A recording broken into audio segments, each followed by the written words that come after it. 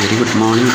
അപ്പോൾ മക്കളെ, നമ്മൾ കഴിഞ്ഞ കുറേ ദിവസങ്ങളിലായിട്ട് നമ്മൾ പഠിച്ച കുറേ കാര്യങ്ങൾ, ഏറ്റവും അവസാനത്തെ ടോപ്പിക്ക് നമ്മൾ വീക്ക്നെസ് ഓഫ് ഇന്ത്യൻ ഫിനാൻഷ്യൽ മാർക്കറ്റാണ് നമ്മൾ ഏറ്റവും ലാസ്റ്റായിട്ട് പറഞ്ഞത്.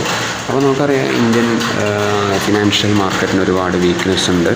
അപ്പോൾ അവിടെ കൃത്യമായിട്ടുള്ള lack of institutional investors, lack of coordination between different financial intermediaries, lack of emergence of financial corporations, dominance of monopolies, lack of integration of segments of the financial system, dominance of development banks, dominance of public sector firms, market irregularities, അതുപോലെ തന്നെ ഒരുപാട് ഇങ്ങനെയുള്ള cyber threats, ഇങ്ങനെയുള്ള ഒരുപാട് പ്രശ്നങ്ങൾ Indian money മാർക്കറ്റിൻ്റെ അല്ലെങ്കിൽ Indian financial സിസ്റ്റത്തിൻ്റെ വീക്ക്നെസ്സായിട്ട് ഇതിനെയൊക്കെ നമുക്ക് പറയാം, അല്ലേ? അപ്പോൾ ഈ ഇന്ത്യൻ മണി മാർക്കറ്റിലെ അല്ലെങ്കിൽ ഫിനാൻഷ്യൽ സിസ്റ്റത്തിൻ്റെ വീക്ക്നെസ് മറികടക്കാനായിട്ട് RBI, അതായത് സെൻട്രൽ ഗവൺമെൻറ്റിൻ്റെ ബാങ്കായിട്ടുള്ള RBI എന്ത് ചെയ്യാണ്, ഒരുപാട് റീഫോംസ് കൊണ്ടുവരികയാണ്. അപ്പോൾ എന്തൊക്കെയാണ് റീഫോംസ്? അതായത് എന്താണ് മേജർ റീഫോംസ് അല്ലെങ്കിൽ റീസെൻറ്റ് റീഫോംസ് ബൈ RBI, അല്ലേ? RBIയുടെ ഒരുപാട് റീഫോംസ് വരികയാണ്. എന്തിനായി റീഫോംസ് കൊടുക്കുന്നതെന്ന് വെച്ച് കഴിഞ്ഞാൽ, അതായത് weakness of Indian financial system, അതായത് ഇന്ത്യൻ ഫിനാൻഷ്യൽ സിസ്റ്റത്തിലെ വീക്ക്നെസ് മറികടക്കാൻ വേണ്ടിയിട്ട് ഒരുപാട് റീഫോംസ് കൊണ്ടുവരികയാണ്. ആ റീഫോംസിനെ കുറിച്ചാണ് നമുക്കിന്ന് പഠിക്കാനുള്ളത്. അപ്പോൾ ആദ്യത്തെ ഒരു കാര്യം എന്ന് പറഞ്ഞു കഴിഞ്ഞാൽ ശ്രദ്ധിക്കുക, അതായത് to make banks more credit friendly, RBI has allowed banks to raise funds via long-term bonds for financing the critical infrastructure sector. This means banks no longer have to meet the cash reserve ratio, statutory liquidity ratio or priority sector norms to disburse credit for a big infrastructure projects, അല്ലേ? അപ്പോൾ അതിൻ്റെ അർത്ഥം എന്താണെന്ന് വെച്ച് കഴിഞ്ഞാൽ, ആദ്യത്തെ ഒരു റീഫോമായിട്ട് പറയുന്നത് RBI എന്ത് ചെയ്തെന്ന് വെച്ച് കഴിഞ്ഞാൽ, കുറച്ചുകൂടി ബാങ്കുകളെ കുറച്ചുകൂടി ക്രെഡിറ്റ് ഫ്രണ്ട്ലി ആക്കാൻ വേണ്ടിയിട്ട്. ഇപ്പോൾ ക്രെഡിറ്റ് ഫ്രണ്ട്ലി ആവുക എന്നുള്ളതാണ് ബാങ്കുകൾ ക്രെഡിറ്റ് ഫ്രണ്ട്ലി ആവുമ്പോഴാണ് എന്തുണ്ടാവുള്ളൂ, ഫണ്ട്, അതായത് മണി മാർക്കറ്റിലേക്ക് എന്ത് ചെയ്യുള്ളൂ, ഫണ്ട് വരുള്ളൂ, അല്ലെങ്കിൽ ഇൻവെസ്റ്റേഴ്സ് കൂടുതൽ ഇൻവെസ്റ്റ് ചെയ്യാൻ, അവരുടെ ഷോർട്ടേജ് ഓഫ് ഫണ്ട് കവർ ചെയ്തിട്ട് അവർക്ക് ഇൻവെസ്റ്റ് ചെയ്യാനുള്ളൊരു അവസരം ഉണ്ടാവുള്ളൂ. അപ്പോൾ ബാങ്കുകളെ കൂടുതൽ ക്രെഡിറ്റ് ഫ്രണ്ട്ലി ആക്കുക എന്നുള്ള ഉദ്ദേശത്തോടു കൂടി RBI എന്ത് ചെയ്തു, കുറേ അതിന് വേണ്ടിയിട്ട്, അല്ലെങ്കിൽ ഉദാഹരണത്തിന് ഇപ്പോൾ നമുക്കറിയാം വലിയ എമൗണ്ടുകൾ ഫണ്ടുകൾ റേസ് ചെയ്യുക. വലിയ ഫണ്ടുകൾ എന്തിനാണ് റേസ് ചെയ്യണമെന്ന് വെച്ച് കഴിഞ്ഞാൽ, അതായത് വലിയ ഇൻഫ്രാസ്ട്രക്ചർ ഡെവലപ്മെൻറ്റിന് അല്ലെങ്കിൽ വലിയ ഇൻഫ്രാസ്ട്രക്ചർ പ്രോജക്ട്സിന് വേണ്ടിയിട്ട് എന്ത് ചെയ്യണം, പുതിയ പ്രോജക്ട്സിനൊക്കെ വേണ്ടിയിട്ട് വലിയ എമൗണ്ടുകൾ തന്നെ ആവശ്യമാണ്. ആ വലിയ എമൗണ്ടുകൾ ഒരുപക്ഷെ പെട്ടെന്ന് എന്ത് ചെയ്യാൻ പറ്റില്ല, ഒരു ഇൻവെസ്റ്റർക്ക് റേസ് ചെയ്യാൻ പറ്റില്ല. അപ്പോൾ അങ്ങനെയുള്ള സാഹചര്യത്തിൽ ബാങ്കുകൾ കൂടുതൽ ക്രെഡിറ്റ് ഫ്രണ്ട്ലി ആവുക. അപ്പോൾ കൂടുതൽ ക്രെഡിറ്റ് ഫ്രണ്ട്ലി ആകുമ്പോൾ സ്വാഭാവികമായിട്ട് ബാങ്കുകൾ വഴി ഈ ഒരു ഫണ്ട് എന്ത് ചെയ്യാൻ പറ്റും, ഈ ഇൻവെസ്റ്റേഴ്സിന് എന്ത് ചെയ്യാൻ പറ്റും, റേസ് ചെയ്യാൻ പറ്റും. അപ്പോൾ അതിൻ്റെ ഫലമായിട്ട് ബാങ്കുകളെ കൂടുതൽ ക്രെഡിറ്റ് ഫ്രണ്ട്ലി ആക്കുക എന്നുള്ള ഉദ്ദേശത്തോടു കൂടി RBI എന്ത് ചെയ്തിട്ടുണ്ട്, ഈ അടുത്ത കാലത്തായിട്ട് കുറേ റീഫോംസ് കൊണ്ടുവന്നിട്ടുണ്ട്. അപ്പോൾ അതിൽ പ്രത്യേകം പറയുന്നുണ്ട്, അതായത് എന്താണെന്ന് വെച്ച് കഴിഞ്ഞാൽ, ഇവിടെ ബാങ്കുകളുടെ ബാങ്കുകൾ എന്ത് ചെയ്യേണ്ട ആവശ്യമില്ല, ഈ ക്യാഷ് റിസർവ് റേഷ്യോ, അല്ലേ? അപ്പോൾ അവർ ക്യാഷ് റിസർവ് റേഷ്യോ, അവർക്കൊരു ഫിക്സഡ് ക്യാഷ് റിസർവ് റേഷ്യോ ഉണ്ട്, അല്ലെങ്കിൽ അവർക്കൊരു ലിക്വിഡിറ്റി റേഷ്യോ ഉണ്ട്. അപ്പോൾ ആ ലിക്വിഡിറ്റി റേഷ്യോ ഒക്കെ അവർക്ക് എന്ത് ചെയ്യേണ്ട ആവശ്യമില്ല, കീപ്പ് ചെയ്യേണ്ട ആവശ്യമില്ല. അതായത് അതിലൊക്കെ കുറച്ച് റിലാക്സേഷൻസ് കൊടുക്കുകയാണ്. അപ്പോൾ അങ്ങനെ ബാങ്കുകളെ കൂടുതൽ ക്രെഡിറ്റ് ഫ്രണ്ട്ലി ആക്കിയിട്ട് മാറ്റുകയാണ് RBI ഈ റീഫോമിലൂടെ ഉദ്ദേശിച്ചിട്ടുള്ളത്. അപ്പോൾ ഇതാണ് ആദ്യമായിട്ട് നമുക്ക് പറയാനുള്ളത്, അതായത് recent reforms in Indian money മാർക്കറ്റിൽ. പിന്നെ നമുക്ക് നെക്സ്റ്റ് ഒരു റീഫോം പറയാനുള്ളത്, in 2015 Indian government raised the capital of FDI in insurance sector by 49%, thereby making way for more foreign direct investment in insurance as well as financial sector. അപ്പോൾ ഇവിടെ പറയുന്നത് എന്താണെന്ന് വെച്ച് കഴിഞ്ഞാൽ, അതായത് ഇന്ത്യൻ മണി മാർക്കറ്റിൽ എന്ത് ചെയ്യാണ്, FDI, അല്ലെ, ക്യാപിറ്റൽ രൂപത്തിൽ FDI, ഫോറിൻ ഡയറക്റ്റ് ഇൻവെസ്റ്റ്മെൻറ്റ് എന്ത് ചെയ്യാണ്, പ്രത്യേകിച്ചും ഇൻഷുറൻസ് സെക്ടറിൽ 49% വരെ ഒരു ഇൻഷുറൻസ് കമ്പനിയിൽ എന്ത് ചെയ്യാൻ പറ്റും, അവരുടെ 49% വരെ എന്ത് ചെയ്യാൻ പറ്റും, അവർക്ക് ഒരു ഇൻഷുറൻസ് കമ്പനിയിൽ ഫോറിൻ ഡയറക്റ്റ് ഇൻവെസ്റ്റ്മെൻറ്റ് എമൗണ്ട് ഒരു ഫോറിൻ കമ്പനിക്ക് ഡയറക്റ്റായിട്ട് എന്ത് ചെയ്യാം, ഇന്ത്യയിലെ ഒരു ഇൻഷുറൻസ് കമ്പനിയിൽ എന്ത് ചെയ്യാൻ പറ്റും, ഇൻവെസ്റ്റ് ചെയ്യാൻ പറ്റും. അപ്പോൾ അങ്ങനെ ഇൻവെസ്റ്റ് ചെയ്യുന്ന സമയത്ത് നമുക്കറിയാം, അതായത് എന്താണ്, ഈ ഒരു മാർക്കറ്റിലേക്ക്, ഫിനാൻഷ്യൽ മാർക്കറ്റിലേക്ക് എന്ത് ചെയ്യണം, കൂടുതൽ ഫണ്ട് എന്താവുകയാണ്, കൂടുതൽ ഫണ്ടിൻ്റെ വരവ് ഉറപ്പുവരുത്തുകയാണ് RBI എന്ത് ചെയ്യുന്നത്. അപ്പോൾ എന്താണ് RBI ശരിക്കും എന്താ ചെയ്യുന്നത്, FDIനെ വെൽക്കം ചെയ്യുകയാണ് ചെയ്യുന്നത്. FDI എന്ത് ചെയ്യാം, ഒരു പ്രത്യേകിച്ചും ഇൻഷുറൻസ് സെക്ടറിലുള്ള കമ്പനീസിന് എന്ത് ചെയ്യാം, അപ് ടു 49% വരെ, കമ്പനിയുടെ 49% വരെ ഇൻവെസ്റ്റ്മെൻറ്റ് എന്ത് ചെയ്യാം, ഒരു ഫോറിൻ കമ്പനിക്ക് അല്ലെങ്കിൽ ഫോറിനറായിട്ടുള്ള അല്ലെങ്കിൽ കമ്പനി പുറം രാജ്യത്തുള്ള ഒരു കമ്പനിക്ക് എന്ത് ചെയ്യാം, ഡയറക്റ്റ് ഇൻവെസ്റ്റ് ചെയ്യാം. FDI കൊണ്ടുവന്നു. അപ്പോൾ അങ്ങനെ ഒരു റീഫോം കൂടി ഇന്ത്യൻ മണി മാർക്കറ്റിൽ കൊണ്ടുവന്നിട്ടുണ്ട്. അപ്പോൾ ശരിക്കും ഈ ഡിസിഷൻ, അതായത് എന്താണ്, following this decision, many foreign insurance companies operating in India have already raised their stake to 49% in their joint venture with the Indian insurance companies. അപ്പോൾ നമുക്കറിയാം, ഇന്ത്യൻ ഇൻഷുറൻസ് കമ്പനികൾ ഓൾറെഡി എന്ത് ചെയ്തിരുന്നു, ഈ ഫോറിൻ കമ്പനികൾ എന്ത് ചെയ്തിരുന്നു, ഇൻവെസ്റ്റ് ചെയ്തിരുന്നു. പക്ഷെ അവരുടെ ഇൻവെസ്റ്റ്മെൻറ്റ് ഒരു നാമമാത്രമായൊരു ഇൻവെസ്റ്റ്മെൻറ്റാണ്. അവർ പല ആളുകളും, പല ഫോറിൻ കമ്പനീസ് എന്ത് ചെയ്തു, FDI 49% വരെ ഇൻഷുറൻസ് സെക്ടറിൽ അനുവദിച്ചതിന് ശേഷം പല ഫോറിൻ കമ്പനികളും അവരുടെ വിഹിതം, അവരുടെ ഇൻവെസ്റ്റ്മെൻറ്റിൻ്റെ വിഹിതം 49% വരെ ആക്കിയിട്ട് എന്ത് ചെയ്തു, വർദ്ധിപ്പിച്ചു, അല്ലേ. അപ്പോൾ അത് ശരിക്കും എന്താണെന്ന് വെച്ചാൽ കൂടുതൽ ഫണ്ട് ഇന്ത്യൻ മണി മാർക്കറ്റിൽ വരാനുള്ളൊരു കാരണമാണ്, അല്ലേ. അപ്പോൾ ഇതാണ് കൂടുതൽ ക്യാപിറ്റൽ വരാനുള്ള ക്യാപിറ്റൽ എന്താണ്, in form of FDI, foreign direct investment ആയിട്ട് കൂടുതൽ ക്യാപിറ്റൽ വരാനുള്ളൊരു കാരണം കൂടിയായി. അപ്പോൾ കൂടുതൽ ക്യാപിറ്റൽ ഇന്ത്യൻ മണി മാർക്കറ്റിലേക്ക് എത്തുന്നതിന് ഈ ഒരു കാര്യം എന്തായി, ഈ ഒരു റീഫോം പ്രത്യേകിച്ചും, അതായത് എന്താണ്, ഇൻഷുറൻസ് സെക്ടറിൽ 49% എന്ത് ചെയ്യാം, ഇൻവെസ്റ്റ് ചെയ്യാം, ഫോറിൻ ഡയറക്റ്റ് ഇൻവെസ്റ്റ്മെൻറ്റ് ആവാം എന്ന് പറഞ്ഞത്, അത് കൂടുതൽ എന്താണ്, ഇന്ത്യൻ മണി മാർക്കറ്റിന് അല്ലെങ്കിൽ ഇന്ത്യൻ ഫിനാൻഷ്യൽ സിസ്റ്റത്തിന് എന്ത് ചെയ്തു, കരുത്ത് പകരാൻ വേണ്ടിയിട്ട് അങ്ങനെ ഒരു റീഫോം എന്ത് ചെയ്തു, RBI 2015 കൊണ്ടുവന്നു. അപ്പോൾ ഇതാണ് രണ്ടാമത്തെ കാര്യം നമുക്ക് പറയാനുള്ളത്. ഇനി മൂന്നാമത്തെ റീഫോം പറഞ്ഞു കഴിഞ്ഞാൽ, in 2015 Indian government started Mudra scheme, under which Indian banks will be providing cheap and affordable credit to new and small entrepreneurs, അല്ലേ. അപ്പോൾ ഒരു മുദ്ര ലോൺ 2015 ഒരു മുദ്ര ലോൺ എന്ത് ചെയ്തു, മുദ്ര സ്കീം എന്ത് ചെയ്തു, സ്റ്റാർട്ട് ചെയ്തു. അപ്പോൾ ഈ മുദ്ര സ്കീം ഉപയോഗിച്ചിട്ട് എന്ത് വെച്ചാൽ, അതായത് പുതിയ ആളുകൾക്ക്, പുതിയ എൻ്റർപ്രണേഴ്സിന് എന്ത് ചെയ്യാൻ പറ്റും, ഈ ബാങ്കുകൾ ചീപ്പ് റേറ്റിൽ എന്ത് ചെയ്യാം, ലോൺ പ്രൊവൈഡ് ചെയ്യും. അപ്പോൾ അതാണ് പുതിയതായിട്ട് കൊണ്ടുവന്ന ഒരു റീഫോം. അതാണ് മൂന്നാമത്തെ റിഫോമായിട്ട് പറയാൻ പറ്റുന്നത്. പിന്നെ ഒരുപാട് നെക്സ്റ്റ് നമുക്ക് പറയാൻ പറ്റുന്നത് ഒരുപാട് അസോസിയേറ്റ് ബാങ്ക്സ്. ഇപ്പോൾ ഉദാഹരണത്തിന് ഇവിടെ പറയുന്നു, the 5 associate banks that were merged are State Bank of Bikaner and Jaipur, SBBJ, State Bank of Hyderabad, SBH, State Bank of Mysore, SBM, State Bank of Patiala, SBP, and State Bank of Travancore, SBT. അപ്പോൾ ഇത്രയും ബാങ്കുകൾ, അതായത് ഈ പറഞ്ഞ ബാങ്കുകളൊക്കെ, അതായത് എന്താണ്, നമുക്കറിയാവുന്നത് നമ്മുടെ നാട്ടിലുള്ളത് ഏതാണ്, സ്റ്റേറ്റ് ബാങ്ക് ഓഫ് ട്രാവൻകൂർ പണ്ടുണ്ടായിരുന്നു, SBT.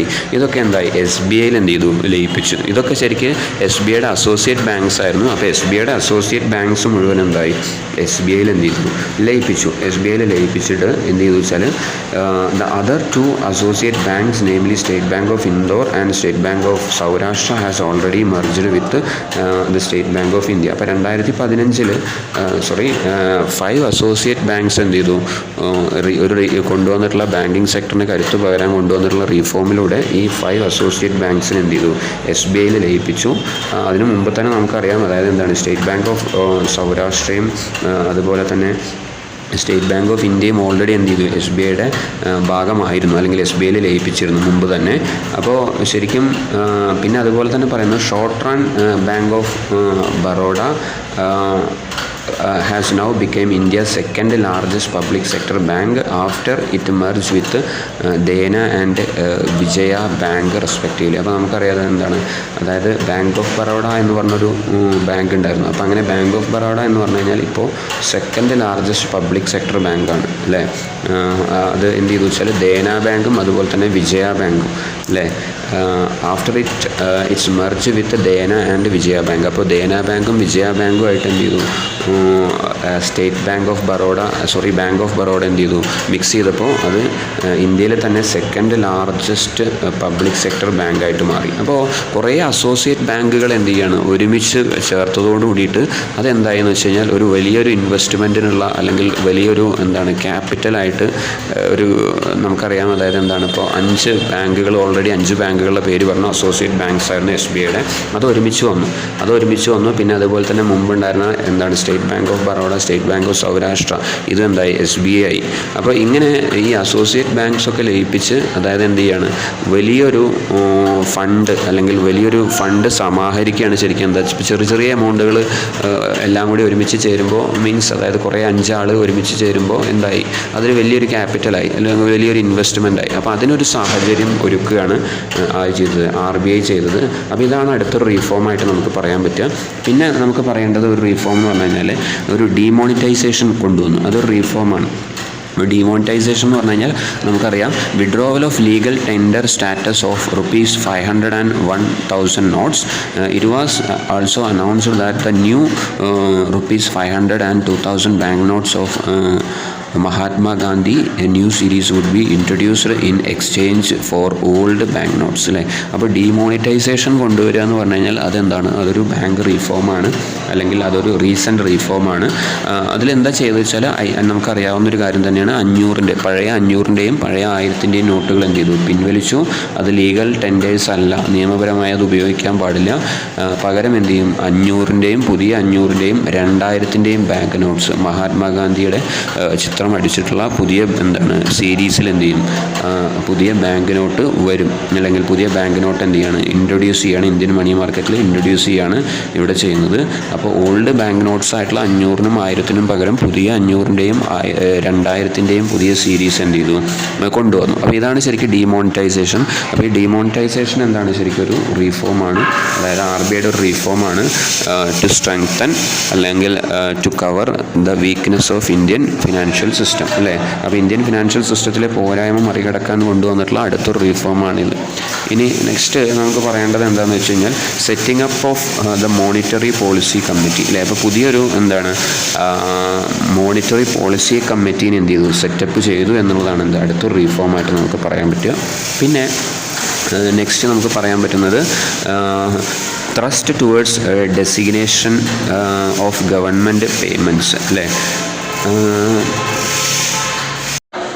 അങ്ങനെ ക്രെഡിറ്റ് ഫ്രണ്ട്ലി ആയിട്ടുള്ള ബാങ്കുകൾ തീർച്ചയായിട്ടും ഇൻഫ്രാസ്ട്രക്ചർ ഡെവലപ്മെൻറ്റിന് ആവശ്യമായിട്ടുള്ള വലിയ ഫണ്ടുകൾ, ആവശ്യമായിട്ടുള്ള വലിയ ബിഗ് ഫണ്ട്സ് റേസ് ചെയ്യാനുള്ള ഒരു കാരണക്കാരായി. അപ്പോൾ ചുരുക്കി പറഞ്ഞു കഴിഞ്ഞാൽ ഇൻഫ്രാസ്ട്രക്ചർ ഡെവലപ്മെൻറ്റിന് ആവശ്യമായ ഫണ്ട് റേസ് ചെയ്യാനുള്ള ഒരു ഉപാധി കൂടിയായി ഈ ബാങ്കുകളുടെ ഒരു ക്രെഡിറ്റ് ഫ്രണ്ട്ലി ആയിട്ടുള്ള ആ ഒരു രീതി. അപ്പോൾ കൂടുതൽ ബാങ്കുകളെ ക്രെഡിറ്റ് ഫ്രണ്ട്ലി എന്നുള്ളതാണ് അങ്ങനെ ഇൻഫ്രാസ്ട്രക്ചർ ഡെവലപ്മെൻറ്റ് ഉറപ്പുവരുത്തുക.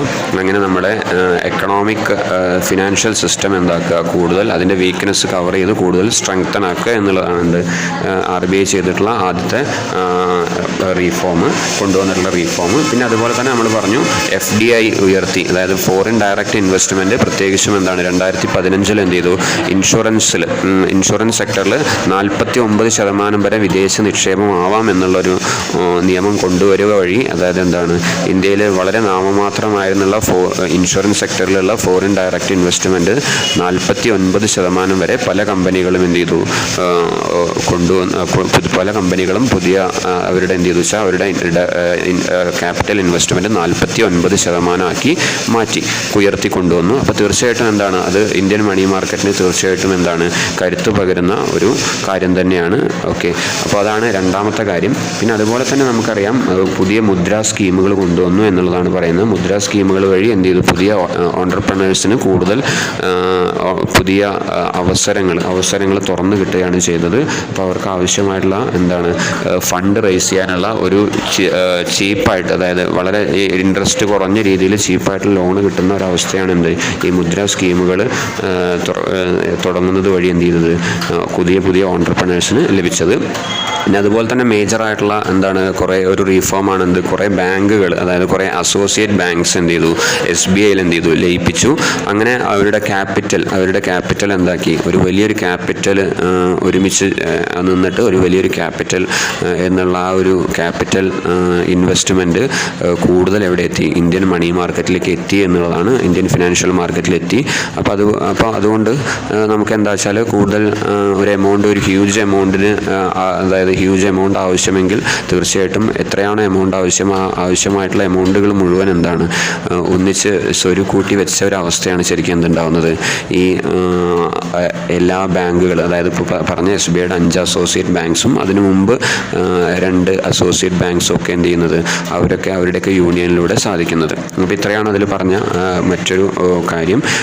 പിന്നെ നമുക്ക് പറയാനുള്ള ഒരു കാര്യം എന്താണെന്ന് വെച്ചാൽ ഡിമോണിറ്റൈസേഷൻ. വളരെ പ്രധാനപ്പെട്ട ഒരു റീഫോമാണ് ഡിമോണിറ്റൈസേഷൻ. ഡിമോണിറ്റൈസേഷനിൽ നമ്മൾ പറഞ്ഞു എന്താണ് ഡിമോണിറ്റൈസേഷൻ എന്ന് വെച്ച് കഴിഞ്ഞാൽ, അതായത് എന്ത് ചെയ്തു, നമ്മുടെ രാജ്യത്ത് നിലനിന്നിരുന്ന കറൻസികളിൽ 500-ൻ്റെയും 1000-ൻ്റെയും കറൻസി നോട്ട്സ് ചേഞ്ച് ചെയ്തിട്ട് അത് 500-ൻ്റെയും 2000-ൻ്റെയും പുതിയ സീരീസിലുള്ള കറൻസി നോട്ട്സ് ഇഷ്യൂ ചെയ്യുകയാണ് ഗവൺമെൻറ് ഓഫ് ഇന്ത്യ ചെയ്തത്. അത് പ്രധാനമായിട്ടും ഒരു വളരെ പ്രധാനപ്പെട്ട ഒരു റീഫോമാണ് എന്ത്, ഇന്ത്യൻ മണി മാർക്കറ്റിൻ്റെ അല്ലെങ്കിൽ ഇന്ത്യൻ ഫിനാൻഷ്യൽ സിസ്റ്റത്തിനെ ശക്തിപ്പെടുത്താൻ വേണ്ടിയിട്ട് ഉദ്ദേശിച്ചുള്ള വളരെ പ്രധാനപ്പെട്ട ഒരു റീഫോമായിരുന്നു. അപ്പോൾ എന്താണ് ഡിമോണിറ്റൈസേഷൻ എന്നുള്ളത് ജസ്റ്റ് പറഞ്ഞിട്ടുണ്ട്. ഡിമോണിറ്റൈസേഷൻ ഒന്ന് നോട്ട് ചെയ്ത് വയ്ക്കുക. Demonetisation is A process of stripping A currency unit of its status as A legal tender അല്ലേ. അപ്പോൾ ഡിമോണിറ്റൈസേഷൻ എന്താണെന്ന് വെച്ചാൽ, അതായത് എന്താണ്, അതിൻ്റെ ഒരു കറൻസിയുടെ, അതായത് A process of stripping A currency unit of it status അല്ലേ. അപ്പോൾ എന്ത് ചെയ്യുക വെച്ചാൽ നമ്മൾ ഈ കറൻസി യൂണിറ്റിനെ എന്താക്കുകയാണ്, ഒന്ന് ചേഞ്ച് ചെയ്യണം. അപ്പോൾ 500-ൻ്റെ കറൻസി യൂണിറ്റ് എന്ന് പറഞ്ഞാൽ 500 രൂപ എന്ന് പറഞ്ഞാൽ 500 അല്ലേ രൂപയുടെ തന്നെ പുതിയ എന്താണ് സീരീസ് ഇറങ്ങി. പക്ഷേ 1000-ൻ്റെ നമ്മൾ സ്ട്രിപ്പ് ചെയ്ത് 1000-ൻ്റെ നമ്മൾ മാറ്റിയിട്ട് എന്താക്കി, 2000-ൻ്റെ ആക്കി മാറ്റി. പിന്നെ അപ്പോൾ അങ്ങനെ ആ ഒരു എന്താണ് ലീഗൽ ടെൻഡറിൽ വന്നിട്ടുള്ള ആ ചേഞ്ച് 500-ൻ്റെയും 1000-ൻ്റെയും പഴയ സീരീസുകൾ ലീഗൽ ടെൻഡർ അല്ലാതെ ആക്കി മാറ്റി. എന്നിട്ട് എന്ത് ചെയ്തു, പുതിയ സീരീസിലുള്ള മഹാത്മാഗാന്ധി സീരീസ് 500-ൻ്റെയും 2000-ൻ്റെയും നോട്ടുകൾ എന്ത് ചെയ്തു, പകരം മണി മാർക്കറ്റിൽ എന്ത് ചെയ്തു, അല്ലെങ്കിൽ ഈ ഫിനാൻഷ്യൽ സിസ്റ്റത്തിലേക്ക് എന്ത് ചെയ്തു, ഇൻട്രൊഡ്യൂസ് ചെയ്തു. അതാണ് ഡിമോണിറ്റൈസേഷൻ. അപ്പോൾ demonetisation policy of the government has been termed as the greatest financial reform that aimed to curb the black money, corruption and counterfeit currency notes അല്ലേ. അപ്പോൾ നമുക്കിവിടെ പറയേണ്ട ഒരു പ്രധാനപ്പെട്ട കാര്യം, എന്തിനാണ് ഡിമോണിറ്റൈസേഷൻ എന്ന് വെച്ചാൽ, എങ്ങനെയാണ് ഈ 500-ൻ്റെ നോട്ടിന് പകരം പുതിയ സീരീസിലുള്ള 500-ൻ്റെ നോട്ട് വന്നു, 1000-ൻ്റെ നോട്ടിന് പകരം പുതിയ സീരീസിലുള്ള 2000-ൻ്റെ നോട്ട് വന്നു. അപ്പോൾ അങ്ങനെ ചെയ്യുന്നതുകൊണ്ട് എന്താ ഒരു ഉദ്ദേശിക്കണമെന്ന് വെച്ച് കഴിഞ്ഞാൽ, ഗവൺമെൻറ് ഉദ്ദേശിച്ചത് എന്താണ്, അതായത് വളരെ പ്രധാനപ്പെട്ട റീഫോമായിട്ടാണ് കണക്കാക്കുന്നത്. ഗവൺമെൻറ്റിൻ്റെ ഉദ്ദേശം എന്താണെന്ന് വെച്ചാൽ ബ്ലാക്ക് മണി, കള്ളപ്പണം തടയുക, അതുപോലെ തന്നെ എന്താണ് അഴിമതി തടയുക, അതുപോലെ തന്നെ എന്താണെന്ന് വെച്ച് കഴിഞ്ഞാൽ എന്താണ് നമ്മുടെ കള്ളനോട്ട് എന്നുള്ള ആ ഒരു കൺസെപ്റ്റ് എന്ത് ചെയ്യാൻ തടയുക. അപ്പോൾ അങ്ങനെ ഇന്ത്യൻ മണി മാർക്കറ്റിനെ അല്ലെങ്കിൽ പാരലൽ എക്കണോമി ഇന്ത്യൻ മണി മാർക്കറ്റിൽ നിന്ന് ഒഴിവാക്കുക, അങ്ങനെ ഇന്ത്യൻ മണി മാർക്കറ്റിനെ എന്ത് ചെയ്യുക, ശക്തിപ്പെടുത്തുക എന്നുള്ളതാണ് ആ ഒരു റീഫോം കൊണ്ട് ഉദ്ദേശിച്ചത്. അപ്പോൾ അതുകൊണ്ട് one of the greatest reforms ആയിട്ടാണ് നമ്മൾ എന്ത് ചെയ്യുക, ഡിമോണിറ്റൈസേഷൻ എന്ത് ചെയ്യുന്നത് പറയുന്നത്. അപ്പോൾ ഇതാണ് റീഫോംസ്, പ്രധാനപ്പെട്ട റീഫോംസ് എന്ത് ചെയ്യുന്നത് ഇന്ത്യൻ മണി മാർക്കറ്റിൽ വരുന്നത്. പിന്നെ നമുക്കറിയുന്ന ഒരു കാര്യം എന്താണെന്ന് വെച്ചാൽ GST എന്നുള്ള ഒരു സംവിധാനം വന്നു. അതായത് ഒരു രാജ്യം ഒരു നികുതി സമ്പ്രദായം അല്ലേ, അങ്ങനെ ഒരു സമ്പ്രദായം 2016 എന്ത് ചെയ്തു, ഓഗസ്റ്റിൽ പാസ്സാക്കി എന്നുള്ളതാണ് വളരെ പ്രധാനപ്പെട്ട ഒരു റീഫോമായിട്ട് പറയുന്നത്. അതായത് കറക്റ്റ് എന്താണ്, ഒരു ടാക്സ് സിസ്റ്റം കറക്റ്റാക്കാൻ, രാജ്യത്തെ നികുതി സമ്പ്രദായം കറക്റ്റാക്കുക എന്നുള്ള ഒരു ഉദ്ദേശത്തോടു കൂടി അങ്ങനെ ഇന്ത്യൻ മണി മാർക്കറ്റിനെ അല്ലെങ്കിൽ ഫിനാൻഷ്യൽ സിസ്റ്റത്തിനെ എന്താക്കുക, കൂടുതൽ കരുത്തുള്ള ഒരു മാർക്കറ്റാക്കി അല്ലെങ്കിൽ ഫിനാൻഷ്യൽ സിസ്റ്റത്തിനെ കൂടുതൽ കരുത്തുള്ളതാക്കി മാറ്റുക എന്നുള്ളതാണ് അതിൻ്റെ ഉദ്ദേശം. പിന്നെ അതേപോലെ തന്നെ എന്താണെന്ന് വെച്ചാൽ മോണിറ്ററി പോളിസി കമ്മിറ്റീനെ എന്ത് ചെയ്തു, നെക്സ്റ്റ് പറയുന്ന പ്രധാനപ്പെട്ട റീഫോമാണ് എന്ത്, മോണിറ്ററി പോളിസി കമ്മിറ്റി സെറ്റ് ചെയ്തു എന്നുള്ളത്.